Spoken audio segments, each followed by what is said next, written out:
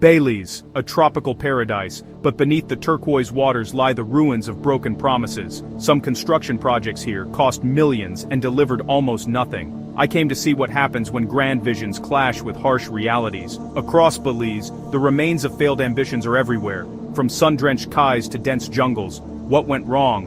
Who paid the price? It's not just about money, but broken promises, environmental scars, and lost opportunities for Belizeans.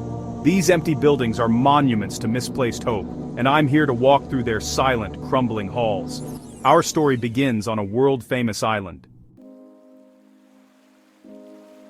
My first stop is Ambergris Caye, Belize's tourism jewel. Just off the main road you find the ghosts, like La Serene, once pitched as the height of luxury. Now it's just concrete husks, rebar rusting in the salty air. The work stopped, money dried up, legal disputes erupted, and the site fell silent. The view is spectacular, but the people meant to enjoy it are far away, left with regret. Some are just foundations, others, nearly finished, now decaying. Nature is reclaiming these structures. Vines climb the walls, birds nest in rafters meant for five-star restaurants. The island's beauty endures, but so do the scars of failed dreams. Ambergris Caye's skeletons are a warning. Unchecked ambition can leave nothing but ruins. This is the true cost of paradise lost. In Belize City, the focus shifts to cruise ship infrastructure, the so-called port wars. Competing megaport proposals like Port Coral and Portico promise to transform Belize, each costing hundreds of millions.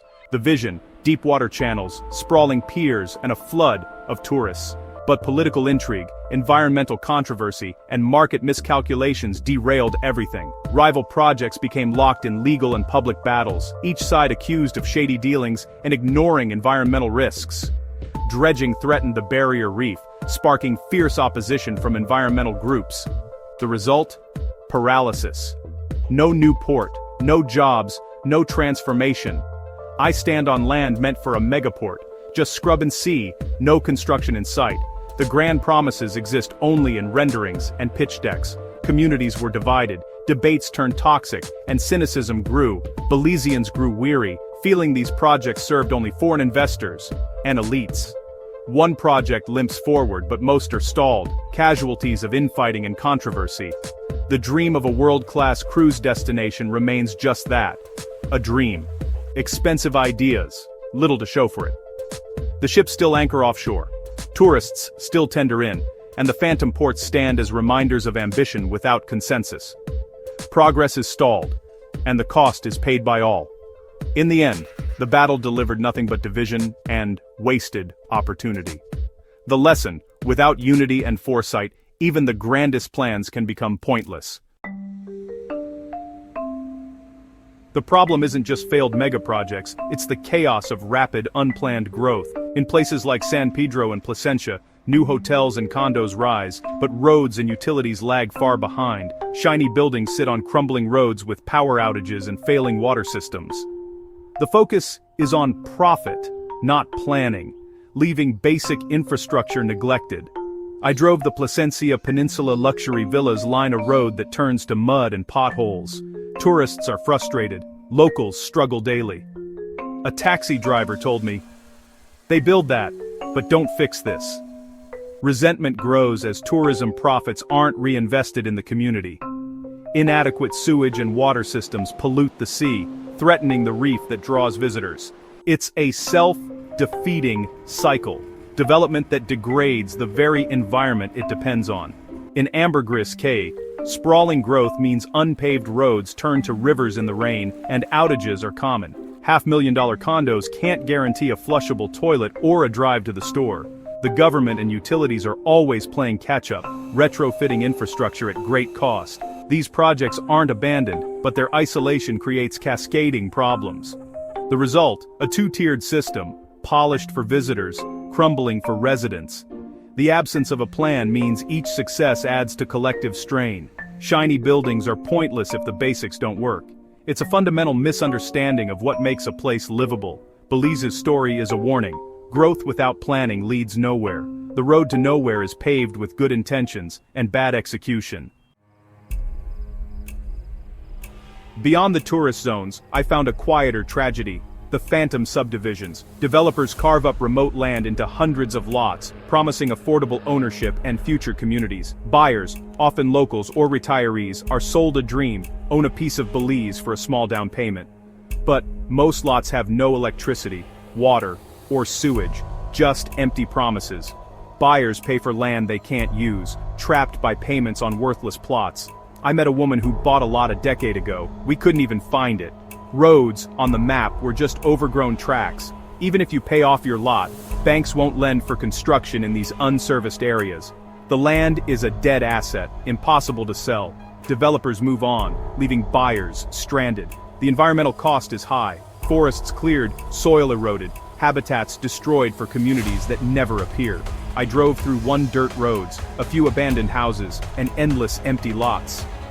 It's a ghost town that never lived. Thousands hold deeds to land that's practically worthless. Developers face little consequence, operating in legal gray zones. These subdivisions are scars on the landscape and on people's dreams. They represent a failure of regulation and consumer protection. Instead of new communities, they leave only disappointment and decay. The promise of a home becomes a pointless possession. In Belize, the dream of land ownership too often ends in heartbreak. The most shocking story is the destruction of the ancient Nomul Pyramid. A construction company demolished this 2,300-year-old Maya temple for road fill. The ambition, cheap gravel for a new road. The company, politically connected, saw a sacred site as just a pile of stone. Despite laws protecting monuments, bulldozers tore the pyramid apart. The world was outraged. Archaeologists and Maya communities were devastated. The cost is incalculable, a priceless link to history, erased in days.